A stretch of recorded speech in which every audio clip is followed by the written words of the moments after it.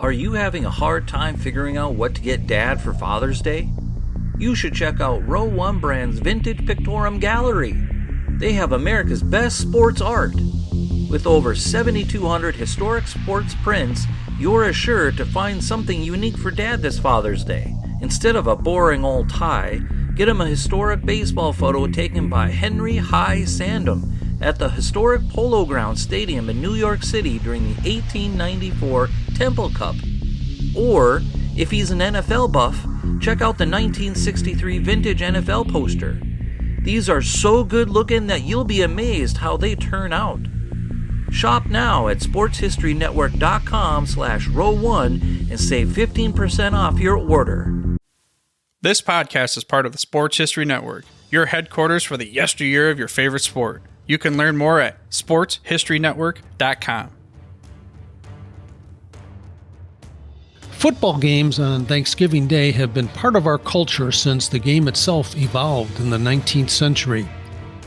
Even before professional football teams locked horns on Turkey Day, we enjoyed watching everything from colleges to high schools to local kids' games match up on this holiday.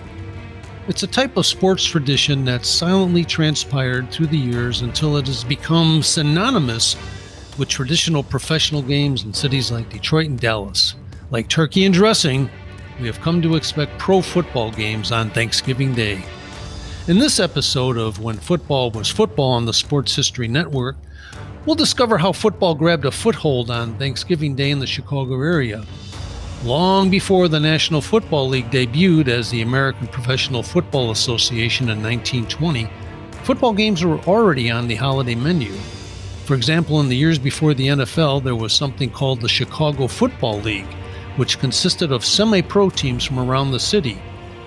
Two of those clubs, the Tornadoes and the Thorns, were both based in the Pullman neighborhood on the city's far south side.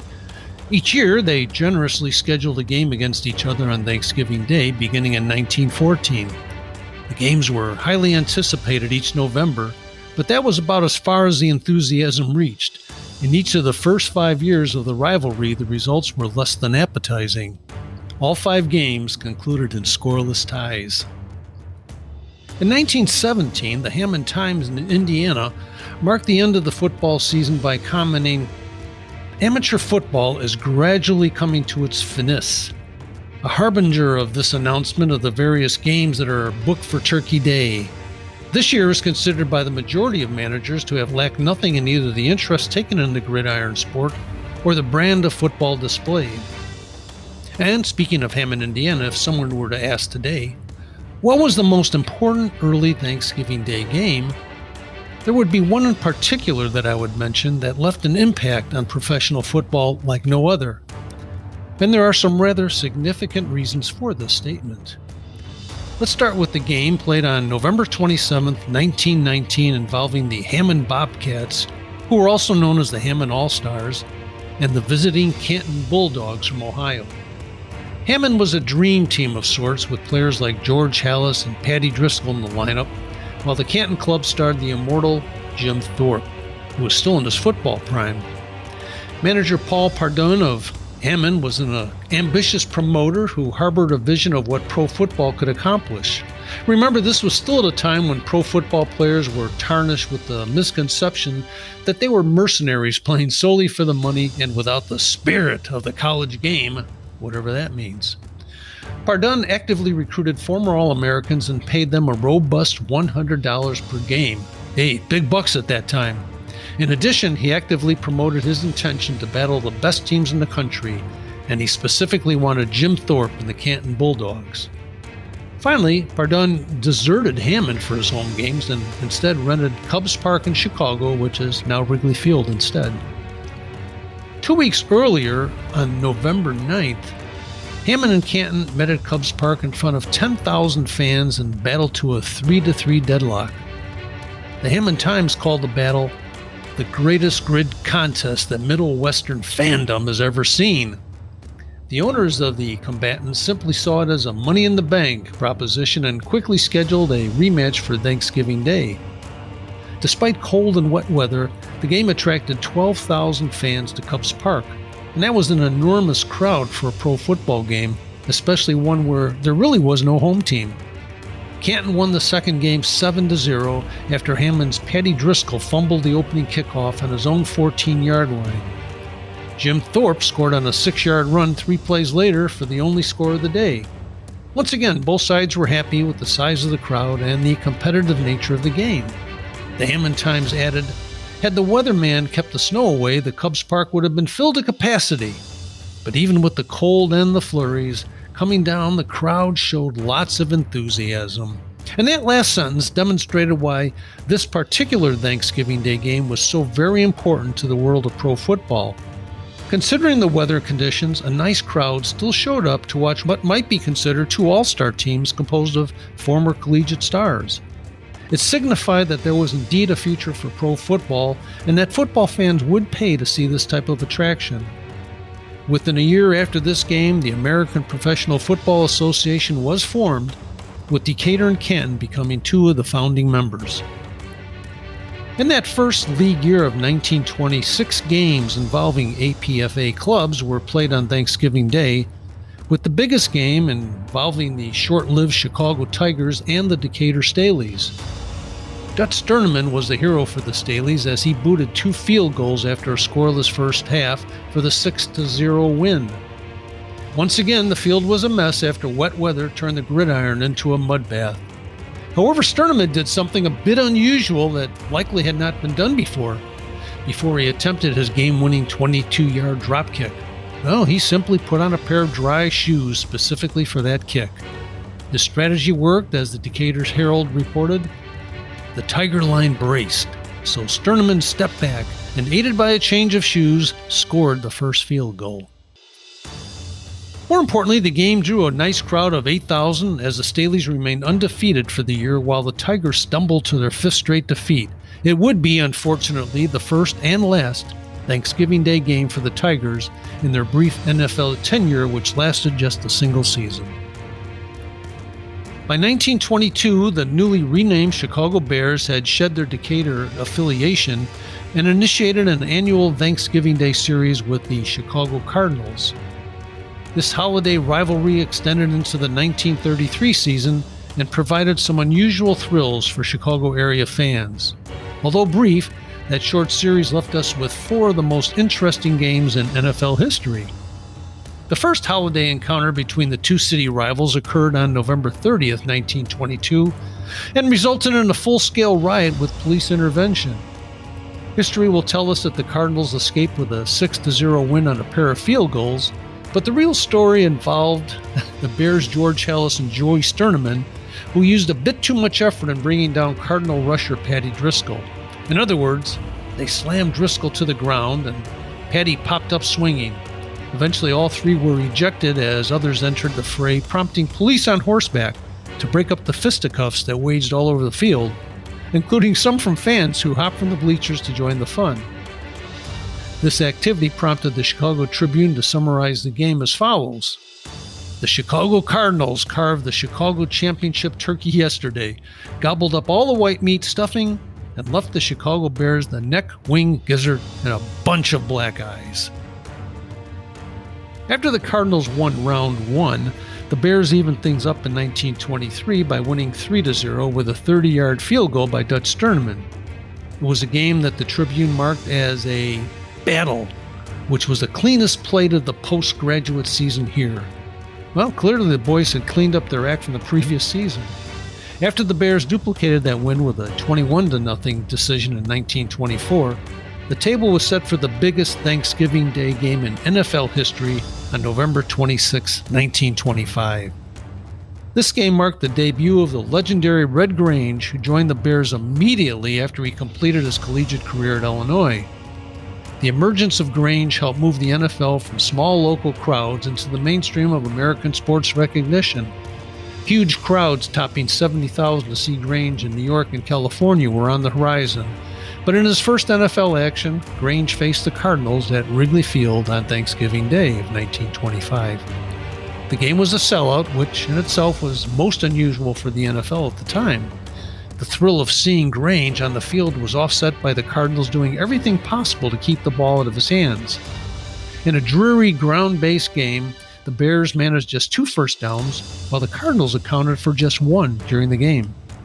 As such, there were punts galore, and with Grange settling in as the Bears' return man, Cardinal punter Patty Driscoll did everything possible to boot the ball away from Grange, thus limiting his touches and earning a chorus of boos from the crowd each time Driscoll punted.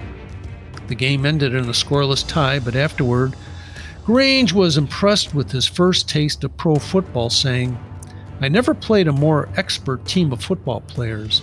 I never saw a bit of intentional roughness, and I enjoyed my first professional game immensely." Soon thereafter, the Bears and Grange embarked on a pair of barnstorming tours, opening up the professional game and the NFL to the nation. Another scoreless tie between the two Windy City clubs followed in 1926, before the Cardinals upset the Bears 3-0 in 1927. That set up another unusual contest in 1928 when the financially strapped Cardinals signed the aging legend Jim Thorpe for the Turkey Day game against the Bears. By this time, Thorpe was no longer an effective ball player, according to the Associated Press, after the Cards were dropped 34-0. The Associated Press said, "Jim Thorpe, former Carlisle Indian star, played a few minutes for the Cardinals but was unable to get anywhere. 44 years old and muscle-bound, Thorpe was a mere shadow of his former self." But then, a year later on Thanksgiving of 1929, fans were treated to the greatest individual offensive performance in NFL history. It wasn't often that the Cardinals were competitive after the team captured the 1925 championship, but in 1929, new owner Dr. David Jones added former Stanford All-American Ernie Nevers to his team. The sturdy fullback worked behind a talented front line that included future Pro Football Hall of Famer Duke Slater. In a truly dominating performance, Nevers scored all of his team's points in a 40-6 romp over the Bears. He tallied 6 touchdowns and booted 4 extra points to accumulate those 40 points, and that total still stands as the NFL record for most points scored by one player in a single game. The Bears won the final 4 games in the Thanksgiving Day series with the Cardinals, which ended with a 22-6 win on November 30th, 1933, and the two neighborhood rivals would never again meet on Thanksgiving Day. The Bears played the Lions from 1934 through 1938, while the Cardinals played a pair of Thanksgiving Day games with the Packers in 1934 and 1935. While in Chicago, the Cardinals scheduled their final Thanksgiving Day game on November 23, 1950, when the Pittsburgh Steelers visited Comiskey Park. According to the media, the Thanksgiving morn encounter started in a mild blizzard, winding up under a bright sun, which failed to hike the sub-20-degree temperatures at Comiskey Park. Only a little over 11,000 people showed up for the game, which ended with the Cardinals on the short end of a 28-17 score. Meanwhile, the Chicago Bears met the Detroit Lions from 1934 through 1938, and then in 47 and 49. The 34 game with Detroit was also the first one that was a radio broadcast done on Thanksgiving Day. The only Thanksgiving Day game for the Bears in the 1950s occurred on November 27, 1952, when they opposed the Texans in Akron, Ohio. The game itself and the opponent were both unusual and only added to the luster of Chicago Thanksgiving Day game legends. The Texans came into the contest winless, homeless, and nameless. That's right, winless, homeless, and nameless. The team belonged to the league after its owners deserted the club a few weeks before. In addition, the team was not allowed to use the name of its previous city, which was Dallas, nor play any home games in that location. So the game with the Bears was brought to Akron and played at the Rubber Bowl, with the Texans grabbing their first win of the campaign 27-23, but in front of only 2,500 people.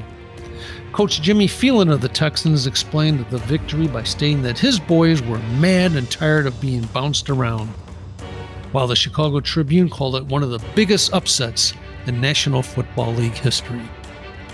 From a near ride in 1922 through a defeat by a homeless team in 1952, the tradition of Thanksgiving Day football games for Chicago teams brought its share of joy, despair, records, and legends. We hope you enjoyed this trip back to the days before turkey fryers, and please join us next time for a look at one of the most powerful high school football programs in the state of Illinois, but one that hasn't won a game in 42 years. Thank you for listening to the Sports History Network, and have a great Thanksgiving. This podcast is part of the Sports History Network, your headquarters for the yesteryear of your favorite sport. You can learn more at sportshistorynetwork.com.